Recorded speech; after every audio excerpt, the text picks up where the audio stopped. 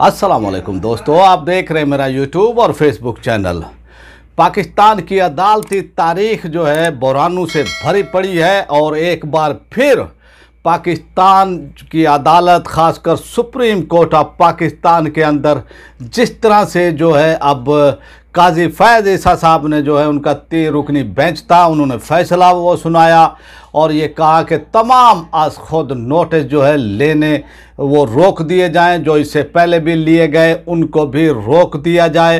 ये सूरत हाल पैदा हुई है। एक केस था और वो केस ये था कि 20 नंबर यानी क्यों दिए जाते हैं जो हाफ़िज़ कुरान हो, तो इस हवाले से फ़ैसला था। लेकिन आज खुद नोटिस का जो है यहाँ पर वो कट्टा, एक नवा कट्टा जो है निकल आया और काजी फैज़ ईसा साहब ने निकाल दिया। और फिर अब सूरत हाल यहाँ तक पहुँच चुकी है कि चीफ जस्टिस ऑफ पाकिस्तान पर दबाव, धमकियाँ और उनको जो है राम करने की जो है कोशिशें की जा रही हैं। प्यार से भी, धमकियों से भी उनसे मिला जा रहा है कि आप मुस्ताफ़ी हो जाएं। लेकिन हमारे ज़राए ने ये बताया है कि चीफ जस्टिस उमर अता बंदियाल साहब जो है वो डट गए हैं, वो कानून आइन के साथ खड़े हो गए हैं और वो तमाम हुकूमती हथकंडों को जो है उन्होंने पश्चे पुश्त डाल दिया है। दूसरी तरफ उनको एक बड़ी सपोर्ट मिली है पाकिस्तान में और वो सपोर्ट है वकला की, और वकला ने भरपूर यकजहती का जो है उनसे इजहार किया है चीफ जस्टिस ऑफ पाकिस्तान से। और जो इख्तलाफात हैं सुप्रीम कोर्ट के मुअज़्ज़ज़ जज साहबान के दरमियान, हामिद खान ने ये कहा है कि ये मिल बैठकर हल कर लें और ये उनके लिए बेहतर रहेगा। तो एक साहिब राय थी, साहिब एडवाइस थी हामिद खान की जानिब से। तो अब जो ज़राए हमें इस्लामाबाद से ये बता रहे हैं कि दबाव डाला जा रहा है और ये रात गए दबाव इतना यानी बढ़ा दिया था हुकूमत ने, पीडीएम हुकूमत ने, और फिर अफवाहों का एक तूफ़ान, बाज़ार जो है वो गर्म हुआ और उसमें ये कहा गया कि chief justice of Pakistan Umar Ata Bandial साहब जो है मुस्ताफ़ी हो रहे हैं। और इस हवाले से मुतज़ाद ख़बरें आती रहीं कि वो इस्तीफ़ा दे रहे हैं, लेकिन वो डट गए हैं और उन्होंने जो है मुस्ताफ़ी होने से इनकार किया है। और जिस तरह की जो है अब पाकिस्तान की अदालती तारीख आप ये देखें कि 1997 के अंदर भी जब सुप्रीम कोर्ट ऑफ पाकिस्तान पर हमला किया गया था, ख़ासकर नवाज शरीफ के जब वो वज़ीर आज़म पाकिस्तान थे और उन्होंने जो है यानी जो नून लीग के लोग थे वो सुप्रीम कोर्ट ऑफ पाकिस्तान पर हमलावर हो गए थे और चीफ जस्टिस ऑफ पाकिस्तान उस वक्त के जस्टिस सज्जाद अली शाह साहब को जो है अदालत से भागना वो पड़ गया था। तो ये सूरत हाल थी। और फिर मैंने अपने कल के व्लॉग में भी ये आपको वो बताया था कि फिर एक बेंच होता है हाई कोर्ट का, वो सुप्रीम कोर्ट के चीफ जस्टिस साहब को जो है ओहदे से हटा देते हैं। इस तरह के अजूबे पाकिस्तान की तारीख में हुए हैं कि ना उनको इख्तियार था, ना कुछ, ना लेना ना देना। लेकिन पाकिस्तान के अंदर आप वो समझते हैं ताकतवर के लिए सब कुछ है। और फिर यही सूरत हाल 75 बरसों से पाकिस्तान की सियासत में रही है। और अब भी हमारे मुअज़्ज़ज़ सुप्रीम कोर्ट के जज साहबान ने अगर होश के नाखून ना लिए तो सूरत हाल उनके लिए इस तरह बन सकती है कि 2 बिल्लियों को जो है एक रोटी का टुकड़ा हाथ आ गया था और फिर वो फैसला कराने के लिए वो बिल्लियाँ जो है बंदर के पास वो जाती हैं।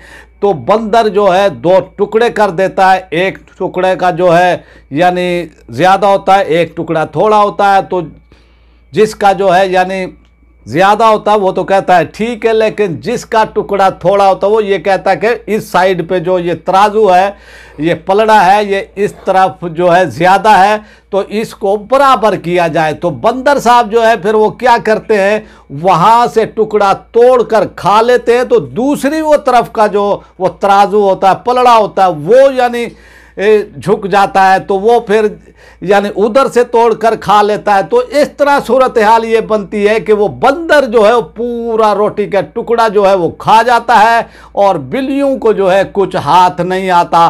तो फिर आप देख लें कि मुअज़्ज़ज़ जज साहबान साहब यही सूरत हाल यानी ना हो कि आपके हाथ कुछ ना आए और फिर जो यानी खाने वाले हैं तो फिर वो खा जाएं, तो देख लें। और पाकिस्तान की तारीख इससे जो है भरी पड़ी है।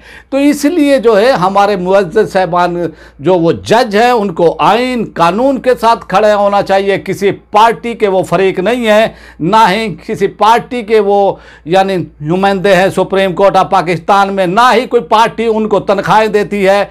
ये तनख्वाहें मिलती है अवाम के टैक्सों से मिलती हैं।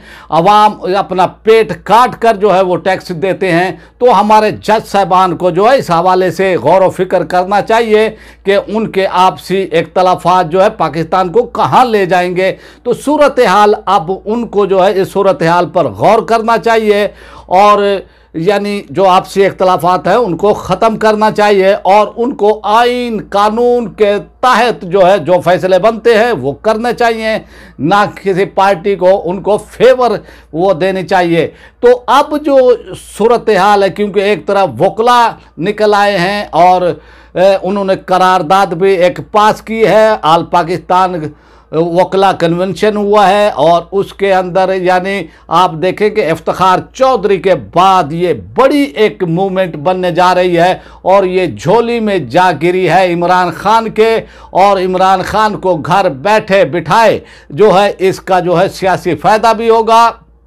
और इस तरह क्योंकि वो पहले वो तन्हा अपनी वो चला रहे थे यानी तहरीक चला रहे थे, लेकिन अब उनको बड़ी सपोर्ट हासिल हो गई है वकला की। जो उनका आइडिया है, जो उनका ख्याल है वो इस पर के रूल ऑफ लॉ हो, पाकिस्तान के अंदर कानून की हुक्मरानी हो। तो इस तरह से जो है बड़ा तबका पाकिस्तान का, सुलझा हुआ तबका, पढ़ा लिखा हुआ तबका, एक करीम है पाकिस्तान की वकला की। क्योंकि कैद आज़म पाकिस्तान यानी कैद आज़म ने जो है पाकिस्तान वो बनाया था वो भी वकील थे और जिन्होंने पाकिस्तान का ख्वाब देखा था अल्लामा इकबाल रहमतुल्लाह ताला अलैह वो भी एक वकील थे। तो वकला की जद्दोजहद जो है अवाम के अंदर शऊर आता है वकला के, और वकला जो है वो चाहते हैं कि रूल ऑफ लॉ हो, पाकिस्तान के अंदर कानून की हुक्मरानी हो, पढ़े लिखा वो तबका है।